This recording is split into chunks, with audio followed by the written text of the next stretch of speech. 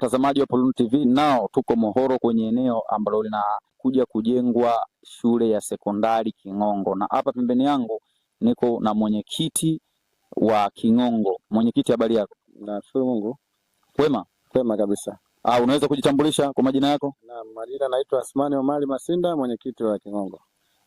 Asmani Omari Masinda, mwenyekiti wa King'ongo.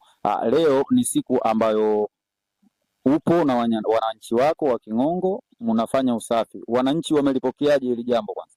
Hili jambo wananchi wamelipokea kwa mapana zaidi na wamefurahi sana kwa tukio hili la kuletewa shule hapa ya sekondari King'ongo. Wameshukuru sana kupitia kwamba hii eneo lilikuwa halina shule ya sekondari katika kata hii ya Mohoro.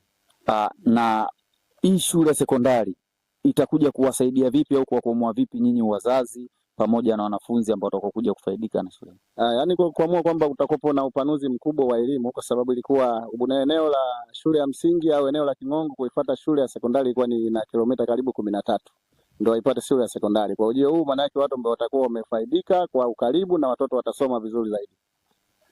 Watoto watasoma vizuri zaidi. Umesema kuna kilomita zaidi ya 15 kuifuata sekondari. Je, wanafunzi kuna utaratibu wote labda mliwaekea wao wa kwenda kufika huko mashuleni?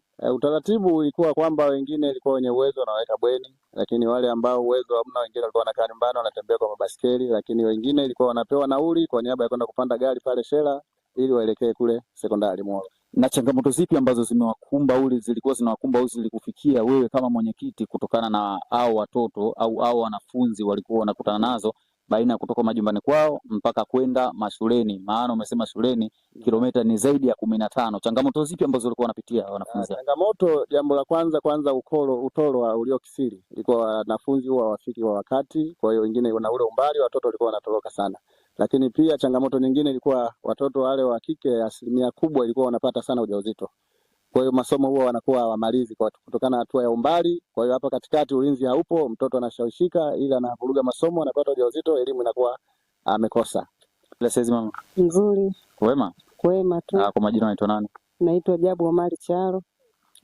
Ni mkazi wa wapi? Ni mkazi wa Mohoro Magharibi. Mohoro Magharibi, kata, yani tunasema kijiji kipi? Kijiji ndio hicho cha Mohoro Magharibi. Mohoro Magharibi ndio kijiji chenyewe. Serikali imetuletea ujenzi wa shule katika kata hii ya Mohoro. Kero zipi ambazo ulikuwa unakutana nazo wewe kama mzazi, kama mlezi, kutokana na hadha ya shule kuwa mbali? Kero nilizokuwa naziona mimi, wanafunzi kutokana katika kitongoji wanachotoka kuja kufuata shule ya sekondari huko ilikuwa ni mbali mno. Hasa kipindi cha mvua zikianza ni shida sana wanafunzi kufuata shule. Ikiwezekana wanashindwa kwenda shule, unaonekana utoro mwingi, kumbe ni hadha ile ya kutoka kule kwenda shule ni mbali, njia inakuwa sio mzuri. Kwa hiyo tunashukuru sana kupata shule ya kata hapa hii cha Mohoro. Na unaonaje ushirikiano wa serikali hii ya Mohoro, tunazungumzia kuanzia mheshimiwa diwani na ngazi ya chini, wao wa serikali, viongozi na nyinyi wananchi? Ushirikiano wao uko vipi na nyinyi wananchi? Upo vizuri sana ushirikiano wa viongozi wote kuanzia diwani, wenyekiti, watendaji kwa pamoja na ujumla na wananchi. Yaani umekwenda vizuri na tutaendelea nao. Kuna mwenyekiti wa chama. Habari mwenyekiti? Habari salama, habari za kazi? Salama. Kwema? Kwema kabisa. Jitambulishe majina yako mwenyekiti. Kwa majina naitwa Said Mohamed Makwangu. Ndio mwenyekiti wa Chama cha Mapinduzi kwenye kata hii ya Mohoro. Mwenyekiti wa Chama cha Mapinduzi kwenye kata ya Mohoro. Sawa. Wewe ndio mwenye mamlaka yote. Sawa kabisa. Mwenyekiti, yaani chama kubwa na chama tawala. Bila wewe kikawa kiendi. Kabisa. Bila wewe hamna jambo lolote linaloenda. Yaani namshukuru Mungu kabisa. Mwenyekiti, leo tuko hapa kwenye eneo hili ambalo linaenda kujengwa, linaenda kutengenezwa shule ya sekondari. Wewe kama mwenyekiti, kwanza hili jambo umelipokeaje? Kwa kweli jambo hili mimi nimelipokea kwa furaha kubwa na kuishukuru sana serikali ya awamu ya 6 chini ya Daktari Samia Suluhu Hassan, mbunge wetu Mohamed Mchengero, kwa sasa waziri wa afya, wametutendea haki pia. Nawashukuru sana. Vitu gani au kero zipi ambazo watoto walikuwa wanakutana nazo kutoka majumbani kwao hadi kuifuata shule ya sekondari? Ni takriban zaidi kilomita 15. Wanapata adha gani hapa? Labda mwenyekiti, kama mwenyekiti umeshawahi kuletewa kesi ya ambazo zinazohusiana na masuala hayo ya wanafunzi hususan wa kike, maana watoto wa kike ndio wanapata mitihani sana kuliko wa kiume. Kuna kesi gani ambayo ishawahi kufika kwako kutokana na wanafunzi? Kesi ambazo mpaka sasa na sisi tunaona kwamba shule hii imejengwa karibu ya maeneo yetu, tunamshukuru sana serikali. Adha ya watoto wetu wa kike ni kabisa kweli kwamba shule iliyopo sasa iko mbali na makazi ya wananchi, kiasi kwamba kilomita 14-15 kutoka makazi ya watu mpaka shule ilipo. Kwa hiyo usumbufu unaopatikana sana kwa watoto wa kike hasa ni mimba. Mimba zinapatikana sana kutokana na vijana wa sasa hivi nao wameingia nao katika kutaka kurahisisha safari kwenda shule, hususan hizi bodaboda zinazotumika. Kwa hiyo wale bodaboda na wao wana changamoto. Unaweza wakakuchukua lakini na wao wanadai mambo mbalimbali. Kwa hiyo kwa malipo, wengine ndio wanadai malipo ya ngono. Kwa hiyo unakuta kabisa kwamba zile changamoto kwa sasa zitakuwa zimetondoka shule hii kikamilika, kwa sababu hakuna haja hapa ya kuja na pikipiki wala usafiri wa aina yote, na mguu wako unaweza, na baskeli ndo kabisa. Unaiona wapi muhoro ya miaka 5 ya baadaye? Ukweli pasipo shaka muhoro ya sasa na muhoro tunaoenda nayo kuitegemea, kiasi kwamba Mwenyezi Mungu ametusaidia sana. Kutakuwa na nafasi kubwa ya mabadiliko kwenye maeneo ya miundombinu, kwenye maendeleo haya ya shule, kwa sababu shule za msingi tunazo alhamdulillah. Tatizo lilikuwa kwenye sekondari ambayo iliyopo sasa iko mbali na makazi yetu haya, lakini tunakoelekea pasipo shaka ni neema kwetu. Watazamaji wa Polon TV, tumeongea na ndugu wananchi na viongozi wa ngazi ya chini, wenyekiti wa vitongoji, tunazungumzia wananchi wengine pamoja na ndugu tunaita watendaji, tumeongea nao, lakini fino wa mwisho kabisa tunaongea na mwenye dhamana yake bwana ya ukuaji wa maendeleo wa kata hii ya Muhoro, ndugu Diwani Rajabu Mnyimwa. Diwani, habari yako?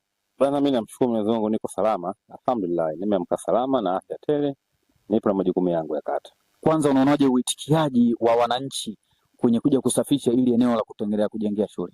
Uitikiaji umekuwa mkubwa sana, wananchi wengi wameitikia na kila siku wananchi wanazidi kuongezeka. Moja ya kazi yangu kubwa ni wakati napata mamlaka ya udiwani, niligundua kwamba wananchi wengi hawashirikishwi kwenye majambo, hawana elimu ya kushirikishwa majambo. Kwa hiyo kazi nilikuwa nafanya kwanza kuwashirikisha, waelewe nini tunachokifanya ili mtu aweze kujitolea. Nashukuru nimefaulu kwa 75%, wananchi wote wanaamua kujitolea. Nimeongea na watu wengi wanakusifia kwa uchapaji wako kazi. Muda ni mchache ulioingia madarakani, lakini maendeleo ni makubwa. Ni silaha gani haswa au kitu gani ambacho ulichokuwa nacho kabla ya kuingia kwenye madaraka na ukasema nikiingia kwenye madaraka nitafanya 1, 2, 3? Kitu gani ambacho uko nacho? Kitu ambacho mimi ninacho kikubwa kwenye kata Muhoro, kufanya kazi pamoja na wananchi wenyewe. Yaani sipendi nifanye kazi peke yangu. Napenda kuwashirikisha. Kila hatua naotaka kufika na wao nawashirikisha. Basi na wao wananipa mawazo yao, nakuta naondoka tu. Safari inakuwa nzuri kwa sababu unawashirikisha. Kwa hiyo kila jambo unaona kata Muhoro limetendeka, maana yake wananchi nawashirikisha. Jamani, nataka nifanye jambo fulani, nawaeleza, nawapa ile elimu, basi jambo linakwenda vizuri sana. Kwa hiyo ndio fulani ambayo ninayo. Na una kipi cha kuambia wakazi wananchi wa Muhoro? Mimi cha kuambia wananchi wakazi wa Muhoro kikubwa zaidi, waendelee kuniunga mkono. Waniunga mkono mikakati nilikopo nao ya kuinua Muhoro, irudi Muhoro kama ilipokuwa zamani au aidha nje ya zamani, yani vitu vikubwa. Miradi mingi nimeiomba kwenye kata yangu na inakuja. Lakini miradi ninaiomba inahitaji sana kujitolea. Ili tunapojitolea na wao wafadhili wetu wanakuja kuongeza nguvu. Muhoro inayokuja sasa sio Muhoro ambao watakuja kuiona. Ni Muhoro nyingine kabisa. Cha kwanza nimeingia tu tayari nimepata shule sekondari ya kata ambayo Muhoro haikuwahi kutokea, tumepata sekondari. Tunamshukuru Mheshimiwa Rais Dr. Samia Suluhu Hassan kwa kutuletea fedha, mkabidhi mbunge wetu Mohamed Mchengero, waziri wa afya, milioni 529. Wanakama wanakata diwani imepokea na tunaendelea kuifanya kazi, shule kujengwa.